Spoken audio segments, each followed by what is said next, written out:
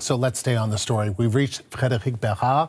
He is a political commentator at the University of Montreal and partner at the firm Gattuso Bouchard Massone. He is in Montreal, and I appreciate you, Frédéric, coming to talk to us. I don't know, I've got whiplash just kind of all the things that are going on. I just want to begin, though, with what we heard there from Mélanie Joly this morning. She's not running for the leadership. What did you make of the fact that she said, she had a couple of interesting things to say, that, you know what, she really thinks that she could have won, but that she needed to put her country, our country, first? Well, I think that she would have had good chances to win, obviously. And could you believe that she would have been the first woman to become the leader of the Liberal Party? That's crazy when you think about that in 2025. But all that to say, yeah, she's a very smart person, obviously, and I think that she has a sense of responsibility as she's showing right now. But I also think that Mélanie Joly is very strategic. She knows that even though she would have won the leadership, the next election would be like quite hard for Liberals, obviously. So probably that she's passing right now in order to get prepared for the next campaign, I guess. So with Joly out and Dominic LeBlanc out, who do you think is in and a front runner?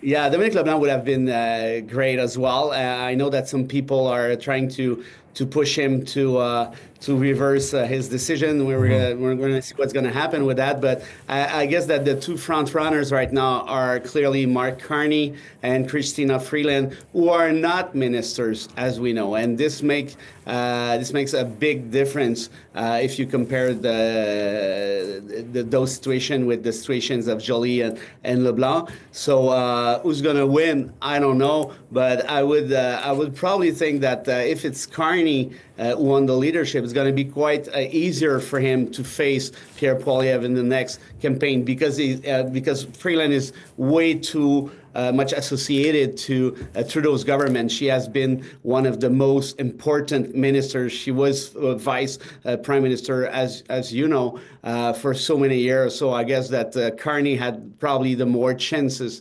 to maybe have a chance to make sure that there's no disaster for the Liberal Party of Canada in the next election. So you think that if he does, and we are hearing that Mark Carney and Chrystia Freeland are likely to join this race. We haven't officially heard yet.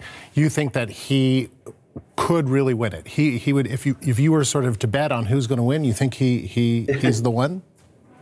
Well, actually, I think that Freeland maybe has more chances than Carney because she's well known in the party. She was minister for so many years of very important files. Maybe that she would. I'm quite sure actually that one of the aspect of her campaign would be like, you need to have a strong woman to face Donald Trump. I dealt with him in the past. I know how to do that. But at the same time, if you go in front of a guy like Poilievre, it's going to be way too much easy for him to say, well, Chrystia Freeland is Justin Trudeau #2. So if you are Mark Carney, you don't have that history to bring with you in an election with somebody who's pretty tough. And Pierre Poilievre is quite a fighter. Is quite able to go with cheap shots. Let's say that way. So if you were Carney, I mean, it's much easier in a sense. Now, to be fair, Pierre Poilievre has said it doesn't matter if your name is Christy Clark, Mark Carney, Chrystia Freeland. You're basically Justin Trudeau, just with different names. That's what he says. But I know you're framing it. You say the electorate may not see it that way, which is possible too. I want to ask you though about how you think Canadian leaders have been responding to Donald Trump, the tariff threats generally, but that's been there for a while, but more this serious threat to economically force Canada to join the United States.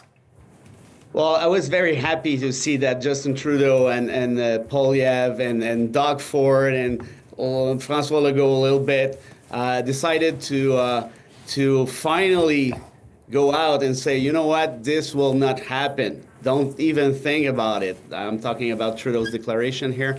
It was about time, because at first time it was, some people thought it was a joke from Trump. Second time, well, what we're going to do with that? But at the 15 times, clearly it's not a joke anymore. I mean, it's a threat. And if you take a look to what happened in Denmark with Groenland and what happened in Panama, both leaders of Denmark and Panama said to Trump, don't even think about it. So I do appreciate that kind of stand up for Canada, but I would have to say that it's about time. I think that we need to face Trump and to make him realize, if you want to go that way, maybe we could have, we're having some tools in economically speaking as well. What do you think those tools should be, those economic tools to fight back?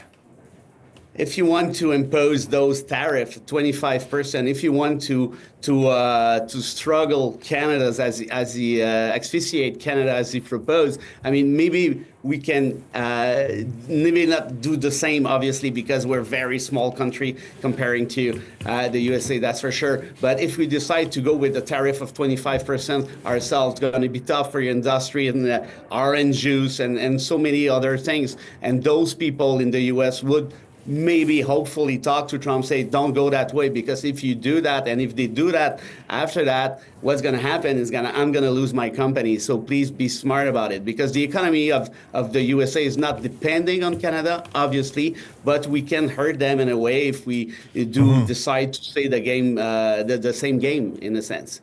Frédéric, always good to talk to you. Thank you. Frédéric Bérard is a political commentator at the University of Montreal.